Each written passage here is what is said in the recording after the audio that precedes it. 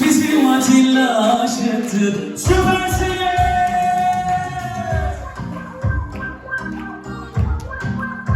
Kemal Sunal.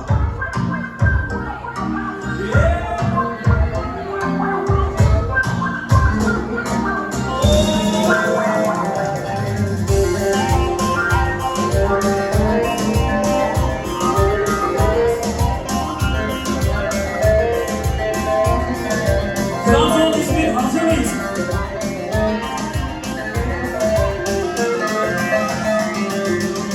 Adana'ya gidek mi? Şalvarından giyek mi? Kebabından yiyek mi? Hele kardeş gel gidek. Adana'ya gidek mi? Şalvarından giyek mi? Kebabından yiyek mi? Hele kardeş gel gidek. Hazır mıyız? Hep beraber. Gidek gidek gel gidek. Adana'ya gel gidek. Adana sıcak derler. Hele kardeş gel gidek.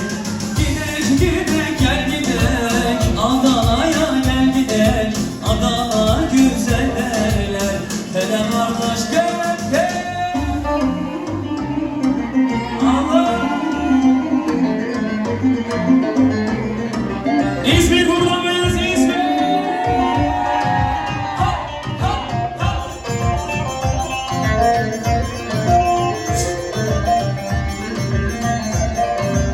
Yağmur yağsa kış olur, güneş doğsa yaz olur, kızlarından naz olur. Hele kardeş gel gidek. Yağmur yağsa kış